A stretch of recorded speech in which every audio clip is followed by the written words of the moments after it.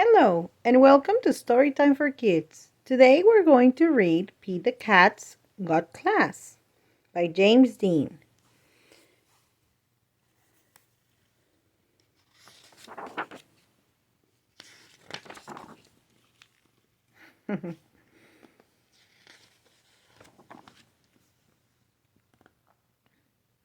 It's math time, says Pete's teacher, Mr. G. Pete the cat loves math. He loves how the numbers work together. Numbers are groovy. If I add 3 red blocks and 4 yellow blocks together, how many blocks would we have in all? Says Mr. G. Pete raises his hand. 7 blocks, says Pete. 3 plus 4 equals 7. 3 plus 4 equals 7. Very good, Pete, says Mr. G. Mr. G asks the class a subtraction question. If I take 2 blocks away from 7 blocks, how many blocks will be left? Pete raises his hand, but the teacher calls on Tom. 9, says Tom. Pete feels bad for Tom. Tom is super smart. He can name all the dinosaurs. He just has trouble with math. Pete has an idea. He will help Tom become awesome at math. Helping is cool. On the bus home from school, Pete sits next to Tom. Do you want to come over to play? Tom asks. I got some cool new race cars for my birthday. Awesome, says Pete. We can do our math homework and then we can race the cars. I hate math, says Tom.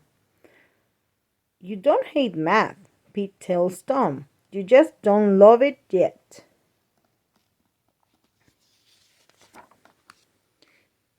Pete sets up some blocks. If I add 5 blue blocks and 3 orange blocks together, how many blocks will I have in all?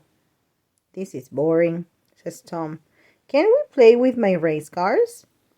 This gives Pete a great idea. Sure we can, he says. Pete lines up some race cars. If 5 red cars are going to the racetrack and 5 yellow cars are going to the car wash, how many cars are on the road? He asks. Easy, says Tom. 10 cars. Like a traffic jam.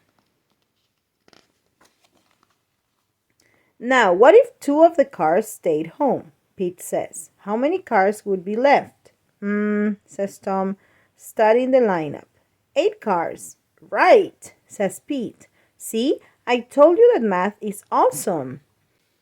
Pete quizzes Tom on one math problem after the next. 4 cars minus 1, 3, says Tom. 8 cars plus 7, says Pete. 15, says Tom. I can't believe it. I'm doing math, and I'm loving it. Pete and Tom do their homework. Let me know if you need my help, says Pete. Thanks, says Tom, but I know what I'm doing now. Pete, Tom. The next day, Pete hands in his math homework. Tom does too. After lunch, the teacher passes back their assignment. Pete and Tom each got 1 wrong. I would like to see you after class, Mr. G says.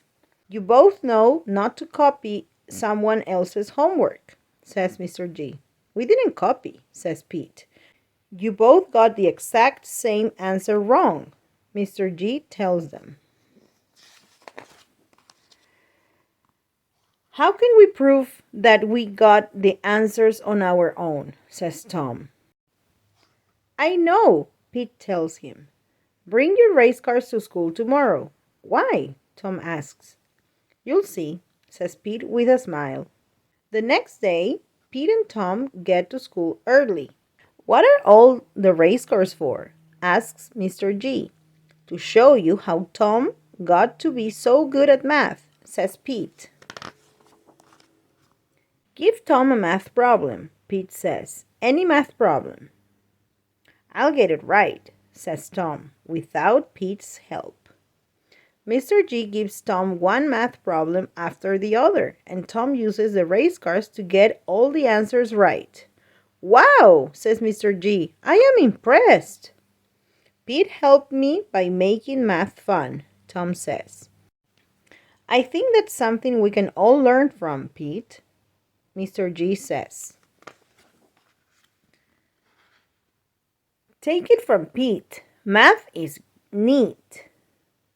Look, they got A+. The end. So what does this book teach you? If you're not great at something, you need to keep practicing. And if you don't like the method, change it a little bit. Look, Tom was great at math, but he needed cars to learn. Okay? Don't feel defeated. You can do it. If you like Pete the Cat, I have a playlist that I will attach in the description, and you can watch many more videos about these books, okay? Thank you so much for listening, and I will see you soon.